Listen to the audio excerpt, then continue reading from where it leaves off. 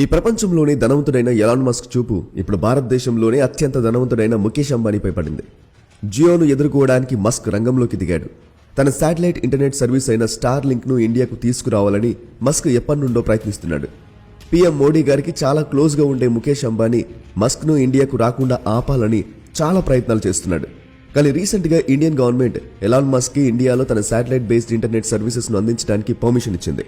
ఒకవేళ Elon Musk ఇండియాలో అడుగు పెడితే ఇక ముఖేష్ అంబానీ యొక్క జియో పని అయిపోయినట్టే. 2022-23 నుంచి ఎలాన్ మస్క్ కి చెందిన స్టార్ లింక్ ఇండియా నుండి అడ్వాన్స్ బుకింగ్స్ కూడా సాధించింది.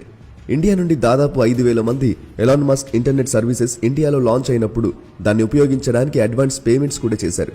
అంతేకాకుండా ఎలాన్ మస్క్ ఇండియన్ గవర్నమెంట్ తో స్టార్ లింక్ లైసెన్స్ కోసం అప్లికేషన్ ప్రాసెస్ ని కూడా మొదలు పెట్టాడు. కానీ ఆశ్చర్యకరంగా ఇండియన్ గవర్నమెంట్ లైసెన్స్ ఇవ్వలేదు. అంతేకాకుండా ఆ 5,000 మంది ఎవరైతే అడ్వాన్స్ పేమెంట్ చేశారో వారి డబ్బు కూడా వెనక్కి ఇవ్వాల్సి వచ్చింది. ఇండియాలో శాటిలైట్ బేస్డ్ ఇంటర్నెట్ యొక్క డిమాండ్ ఉంది. ఇది గమనించిన అంబానీ లగ్జంబర్గ్ కి చెందిన ఓ కంపెనీతో కలిసి శాటిలైట్ బేస్డ్ బ్రాడ్బ్యాండ్ సర్వీస్ కోసం జాయింట్ వెంచర్ మొదలుపెట్టారు. Jio space technology private limited పేరుతో. ఇప్పుడు జియో కూడా శాటిలైట్ బేస్డ్ ఇంటర్నెట్ సర్వీసెస్ లోకి అడుగుపెట్టింది. 15 సంవత్సరాలుగా అంబానీ జియోను ఇండియాలో మోనోపలి చేయడానికి ఎంతగానో ప్రయత్నిస్తున్నాడు. కాబట్టి ఈ రేస్లో అంబానీ మస్క్ ని అంత ఈజీగా గెలవనివ్వడు. Cable wires and cellular network తో పోల్చితే ఈ శాటిలైట్ బేస్డ్ ఇంటర్నెట్ చాలా ప్రత్యేకమైనది. ఇది ఎలా పనిచేస్తుందో మీకు చాలా ఈజీగా అర్థమయ్యేలా చెప్తాను. ఈ వీడియోను చివరి వరకు చూడండి. అండ్ మీరు ఇంతవరకు ఈ ఛానల్ ని సబ్స్క్రైబ్ చేసుకోకపోతే వెంటనే సబ్స్క్రైబ్ చేసుకోండి. ఇలాంటి బెస్ట్ ఇన్ఫర్మేటివ్ వీడియోస్ మీరు మిస్ అవ్వకుండా ఉంటారు. ఇండియాతో సహా ప్రపంచంలో ఉన్న అన్ని దేశాల్లో ఉన్న ప్రభుత్వాలు కూడా టెలికాం ఇండస్ట్రీను చాలా దగ్గరగా ఉండి కంట్రోల్ చేస్తూ ఉంటాయి. ఎవరు పడితే వారు టెలికాం బిజినెస్ లోకి ఎంటర్ అవ్వలేరు. ఇంటర్నెట్ సర్వీసెస్ ను అందించేందుకు అవసరమయ్యే రేడియో ఫ్రీక్వెన్సీ యొక్క స్పెక్ట్రమ్ అలోకేషన్స్ ని గవర్నమెంట్ ఆక్షన్ ద్వారా ప్రొవైడ్ చేస్తుంటుంది. మరియు ఈ ఆక్షన్స్ అనేవి కొన్ని లక్షల కోట్ల వరకు కూడా వెళ్తూ ఉంటాయి. ప్రతి wireless technology like TV, remote, phone, అలాగే వైఫై ఇవన్నీ రేడియో ఫ్రీక్వెన్సీపై నడిచే టెక్నాలజీస్. రేడియో ఫ్రీక్వెన్సీ యొక్క రేంజ్ ను స్పెక్ట్రమ్ అంటారు. మరియు ఇది చాలా పరిమితమైన రిసోర్స్. అందుకే గవర్నమెంట్ ఈ రేడియో ఫ్రీక్వెన్సీ స్పెక్ట్రమ్ ను చాలా క్లోజ్ గా మానిటర్ చేస్తూ ఉంటుంది. ఎందుకంటే గవర్నమెంట్ ఒక ఫెయిర్ అండ్ కాంపిటేటివ్ మార్కెట్ ను కోరుకుంటుంది. అందుకోసమే ఈ రేడియో ఫ్రీక్వెన్సీ అలొకేషన్స్ కోసం ఆక్షన్స్ చేస్తూ ఉంటుంది. మీకు 5G ఆక్షన్ గుర్తుండే ఉంటుంది. ఆ సమయంలో జియో మరియు ఎయిర్టెల్ పోటాపోటీగా లక్షల కోట్లు ఖర్చు చేసి 5G స్పెక్ట్రమ్ బ్యాండ్స్ అలొకేషన్స్ ను గెలుచుకున్నాయి. అయితే ఎప్పుడైతే ఎలాన్ మస్క్ తన స్టార్ లింక్ ను తీసుకుని ఇండియాకు వస్తున్నాడు అన్న వార్త బయటకు వచ్చిందో వెంటనే ముఖేష్ అంబానీ అతన్ని ఆపడానికి ఇండియన్ గవర్నమెంట్ ద్వారా అతన్ని రిజెక్ట్ చేయించాడు. ఎలాగంటే మనకు 4G, 5G నెట్వర్క్ కోసం స్పెక్ట్రమ్ బ్యాండ్స్ ను ఎలాగైతే ఆక్షన్స్ పద్ధతి ద్వారా అలోకేట్ చేస్తున్నారో అలాగే ఈ శాటిలైట్ బేస్డ్ ఇంటర్నెట్ కోసం కూడా ఆక్షన్స్ వేయాలి అని అంబానీ ఇండియన్ గవర్నమెంట్ ను కోరాడు. ఎందుకంటే ఈ ఆక్షన్స్ ద్వారా జియోకు అన్లిమిటెడ్ బెనిఫిట్స్ ఉంటాయి. అయితే అదే సమయంలో ఎలాన్ మస్క్ తన శాటిలైట్ బేస్డ్ ఇంటర్నెట్ సర్వీసెస్ కోసం ఆక్షన్స్ వేయకూడదు అంటూ ఇండియన్ గవర్నమెంట్ ను రిక్వెస్ట్ చేశాడు. ఎవరైతే డబ్బు ఎక్కువ ఇస్తారో వారికే పూర్తిగా దీన్ని కేటాయించాలి అని మస్క్ మన గవర్నమెంట్ కి రిక్వెస్ట్ చేశాడు. మనకు ప్రస్తుతం వస్తున్న 4G అండ్ 5G టెక్నాలజీకి సంబంధించిన రేడియో ఫ్రీక్వెన్సీ స్పెక్ట్రమ్ ను టెరెస్ట్రియల్ స్పెక్ట్రమ్ అంటారు. ఇది శాటిలైట్ బేస్డ్ ఇంటర్నెట్ స్పెక్ట్రమ్ తో కంపేర్ చేసి చూస్తే చాలా డిఫరెంట్ గా ఉంటుంది. ఈ స్పెక్ట్రమ్ ను చిన్న చిన్న బ్లాక్స్ గా డివైడ్ చేసి వివిధ వ్యక్తులకు లేదా కంపెనీలకు అలొకేట్ చేయడం అసాధ్యమని ఎలాన్ మస్క్ చెప్పాడు. ఇదే విషయాన్ని ఇండియన్ గవర్నమెంట్ కు మాటిమాటికి చెప్తున్నాడు ఎలాన్ మస్క్. కానీ అంబానీ మాత్రం ఖచ్చితంగా ఆక్షన్ జరగాలి అంటూ పట్టుబట్టి కూర్చున్నాడు. వీరిద్దరిలో కూడా గవర్నమెంట్ ఎవరి మాట వింటుంది అని మీకు అనిపిస్తుంది? ఖచ్చితంగా అంబానీ మాట వింటుంది అనిపించవచ్చు. కానీ రీసెంట్ గా telecom regulatory authority of India అంబానీతో పాటు అందరినీ షాక్ కి గురి చేస్తూ ఇండియాలో శాటిలైట్ బేస్డ్ ఇంటర్నెట్ సర్వీసెస్ కు ఎటువంటి ఆక్షన్స్ ఉండవు అని ప్రకటించింది. దాంతో ఎలాన్ మస్క్ ఇండియన్ గవర్నమెంట్ కు థ్యాంక్ యూ చెప్తూ ట్వీట్ కూడా చేశాడు. ఇప్పుడు భారతదేశంలో స్టార్ లింక్ అడుగు పెట్టకుండా ఎవరూ ఆపలేరు. జియోతో యుద్ధానికి ఏకంగా ఎలాన్ మస్కే రంగంలోకి దిగాడు. జియో ప్రస్తుతం ఇండియాలో 60% మార్కెట్ షేర్ ను కలిగి ఉంది. అంటే 60% మంది భారతీయులు జియోనే ఉపయోగిస్తున్నారు. అంటే జియో ఒక రకంగా భారత్ లో మోనోపోలీగా మారింది అని చెప్పక తప్పదు. ఈ మోనోపోలీను అంతం చేయడానికి జియోను ఎదుర్కోవడానికి స్టార్ లింక్ ఇండియా వచ్చి ప్రతి గ్రామంలోనూ కొండలు, లోయలతో కూడిన మారుమూల ప్రాంతాలకు చేరుకుని తమ ఇంటర్నెట్ సర్వీసెస్ ను అందించడానికి సిద్ధంగా ఉంది. ట్రెడిషనలీ జియో, ఎయిర్టెల్, వోడాఫోన్ల ఇంటర్నెట్ సెల్యులార్ టవర్స్ ద్వారా పనిచేస్తుంది.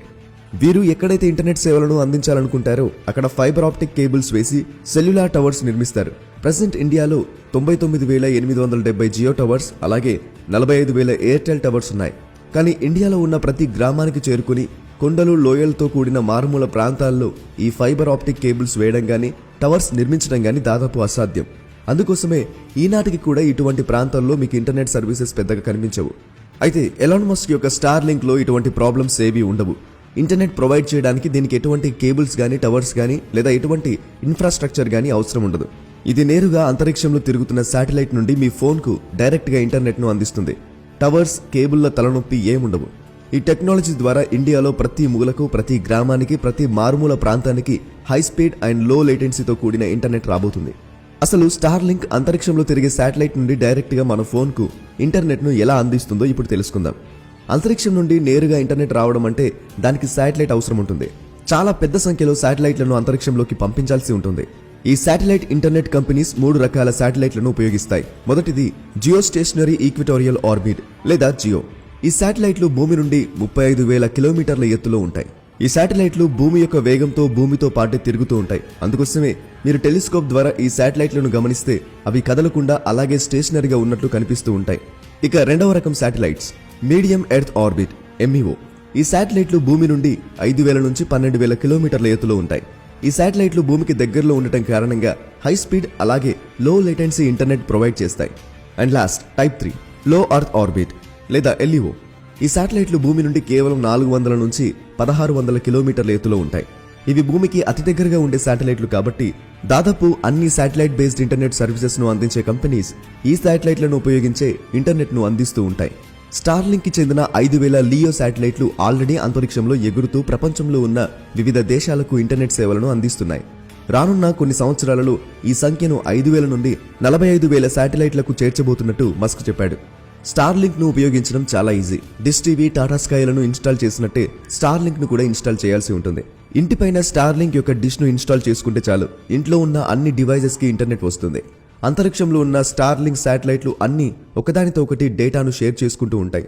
అంతేకాకుండా ఒకదానితో ఒకటి కమ్యూనికేట్ కూడా చేసుకుంటూ ఉంటాయి. ఈ శాటిలైట్స్ అన్ని కూడా ఇంటర్ కనెక్టెడ్ గా ఒక స్పైడర్ వెబ్ లాగా ఉంటాయి. మీ ఫోన్లోకి వచ్చే ఇంటర్నెట్ ప్రతిసారి ఒకే శాటిలైట్ నుండి కాకుండా డిఫరెంట్ శాటిలైట్స్ నుండి వస్తూ ఉంటుంది. ప్రతి అరగంట లేదా గంటకు ఈ శాటిలైట్స్ యొక్క పొజిషన్ మారుతూ ఉంటుంది మరియు ఇంకో శాటిలైట్ మీకు ఇంటర్నెట్ను అందిస్తుంది. ఇవి ఒకదానితో ఒకటి ఇంటర్ కనెక్టెడ్గా ఉండటం కారణంగా ఇంటర్నెట్ యూసేజ్ అండ్ ఎక్స్పీరియన్స్లో ఎటువంటి డిఫరెన్స్ ఉండదు. ప్రస్తుతం స్టార్లింక్ ప్రపంచంలో 67 కంట్రీస్లో తన సేవలను అందిస్తుంది మరియు చాలా వేగంగా గ్రో అవుతుంది. ఇప్పుడు ఈ లిస్ట్లో మన ఇండియా కూడా చేరబోతుంది. మనం ఇప్పటివరకు చూసిన దాని ప్రకారం టవర్స్ నుండి వచ్చే ఇంటర్నెట్ కంటే శాటిలైట్స్ నుండి వచ్చే ఇంటర్నెట్ ఎన్నో విధాలుగా ముందున్నట్లు మనకు అర్థమైంది. కానీ మన దేశంలో ఎలాన్ మస్క్ బిజినెస్ చేయడం అంత సులువైన పని కాదు. పెద్ద బిజినెస్ ను నిర్మించడంలో గొప్ప వ్యాపారవేత్తలే అప్పుల్లో కూరుకుపోయి తిరిగి కోలుకోలేనంతగా దెబ్బతింటూ ఉన్నారు. మరియు అంతేకాకుండా జియో అంత సులువుగా ఓటమిని అంగీకరించదు. మనందరికీ తెలుసు, ముఖేష్ అంబానీ వ్యాపార విషయంలో చాలా బలమైనవాడు. కాబట్టి ఇండియాలో ఎలాన్ మస్క్ మరియు అంబానీ మధ్యలో చాలా గట్టి పోటీయే ఉండబోతున్నట్లు అర్థమవుతుంది. ఒకసారి ప్రైస్ కంపారిజన్ చూసినట్లయితే ఇండియాలో జియో యొక్క మినిమం అన్లిమిటెడ్ ప్యాక్ 500 రూపాయలు లభిస్తుంది. అదే ఈ స్టార్లింక్ విషయానికి వస్తే బేసిక్ ప్లానే 10,000 రూపాయల నుండి ప్రారంభమవుతుంది. అంతేకాకుండా స్టార్లింక్ యొక్క డిష్ ను సెటప్ చేసుకోవడానికి 40,000 ఖర్చు అవుతుంది. ఇండియా ఒక కాస్ట్ సెన్సిటివ్ మార్కెట్. జియో ఇలాంటి ఒక మోనోపోలీని సృష్టించగలిగింది అంటే దానికి కారణం జియో తన డేటా ఛార్జెస్ ను ప్రపంచంలోనే అతి తక్కువ ధరలకు తీసుకురావడమే. జియో రాకముందు ఇండియాలో 1 GB నెట్ 300 రూపాయలు ఉండేది. అదే జియో వచ్చిన తర్వాత 1 GB డేటా ఇప్పుడు కేవలం 2 రూపాయలకే వస్తుంది. ఎందుకంటే జియో పూర్తి మార్కెట్లోనే డేటా యొక్క ఛార్జెస్ చాలా తక్కువ చేసేసింది. అదే స్టార్లింక్ విషయానికి వస్తే చాలా ఎక్స్పెన్సివ్ అని చెప్పక తప్పదు. దాదాపు చాలా మంది భారతీయులు ఎక్స్పెన్సివ్ థింగ్స్ కొనడానికి ఇష్టపడరు. కాబట్టి ఇండియాలో ఎలాన్ మస్క్ బిజినెస్ అంత ఈజీగా ఉండే ఛాన్సే లేదు. సిటీస్లో ఉండేవాళ్ళు ఆల్రెడీ జియో ఎయిర్టెల్ అందిస్తున్న చీప్ అండ్ హై స్పీడ్ ఇంటర్నెట్తో సాటిస్ఫైడ్ గానే ఉన్నారు. ఇక విలేజెస్ విషయానికి వస్తే నెలకు 10,000 రూపాయలు పెట్టే అవకాశమే లేదు. అంతేకాదు ఎలాన్ మస్క్ యొక్క స్టార్లింక్ ఇండియాలో ఉన్న మరో అతిపెద్ద సమస్య ఏంటంటే ఇండియా యొక్క కోర్ కమ్యూనికేషన్ ఇన్ఫ్రాస్ట్రక్చర్ ను ఒక విదేశీ కంపెనీ కంట్రోల్ చేయడాన్ని ఇండియా ఎప్పటికీ అంగీకరించదు. ఈ విషయాన్ని మనం రష్యా యుక్రెయిన్ వార్లో కూడా గమనించవచ్చు. రష్యాలో ఎక్కడెక్కడైతే అమెరికా ఇంటర్నెట్ ని అందిస్తుందో యుద్ధ సమయంలో అమెరికా తన ఇంటర్నెట్ సర్వీసెస్ ను ఆ ప్రాంతాల్లో ఆపేయడం మూలంగా రష్యా చాలా ఇబ్బందులు ఎదుర్కోవాల్సి వచ్చింది. ఒకవేళ ఎలాన్ మస్క్ యొక్క స్టార్లింక్ ఇండియాలో ఇంటర్నెట్ సర్వీసెస్ ను మొదలు పెడితే గనక సేమ్ ఇదే ఇష్యూ మన దేశంలో కూడా రిపీట్ అయ్యే అవకాశాలు ఎక్కువే ఉంటాయి. కాబట్టి ఇండియా తన పూర్తి కమ్యూనికేషన్ ఇన్ఫ్రాస్ట్రక్చర్ ను స్టార్లింక్ అనే ఒక విదేశీ కంపెనీ కంట్రోల్ చేయడాన్ని ఎప్పటికీ ఒప్పుకోకూడదు. ఒకవేళ స్టార్లింక్ ఇండియాలో పెద్ద ఎత్తున ఇన్ఫ్రాస్ట్రక్చర్ డెవలప్ చేసుకుంది అంటే యుఎస్ఏ డైరెక్ట్ గా ఇండియాను కంట్రోల్ చేస్తుంది. ఇది మన దేశ భద్రతకే చాలా పెద్ద ప్రమాదంగా మారుతుంది. అంతేకాకుండా మన డేటా మొత్తం ఫారెన్ సర్వర్స్ లో స్టోర్ అవుతుంది. ఎందుకంటే స్టార్లింక్ ఫారెన్ కంపెనీ కాబట్టి.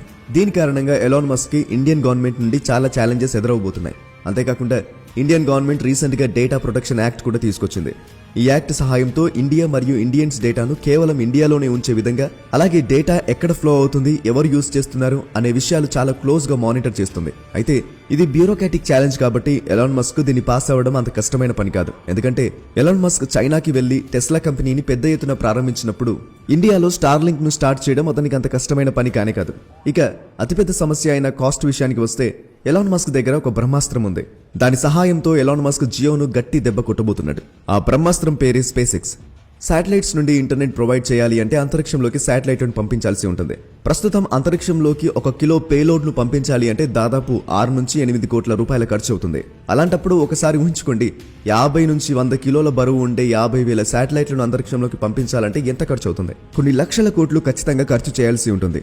అయితే స్పేస్ ఎక్స్ తన సొంత కంపెనీ కావడంతో ఎలాన్ మస్క్ మిగతా కంపెనీస్ కంటే చాలా తక్కువ ఖర్చుతోనే తన శాటిలైట్స్ ను అంతరిక్షంలోకి పంపించగలడు. ఇలా చాలా డబ్బు ఆదా అవుతుంది. అలాగే ఇతర కంపెనీల శాటిలైట్స్ ను కూడా పంపించి దాని నుండి కూడా ఎలాన్ మస్క్ డబ్బు సంపాదించవచ్చు. కాబట్టి ఎలాన్ మస్క్ ఇండియాలో చాలా తక్కువ ప్రైస్కే డేటా సేవలను అందించే అవకాశం కూడా ఉంది. అలా గనక జరిగితే జియో పని అయిపోయినట్టే. ఈ వీడియోపై మీ అభిప్రాయాన్ని కింద కామెంట్ చేసి మాతో షేర్ చేసుకోండి.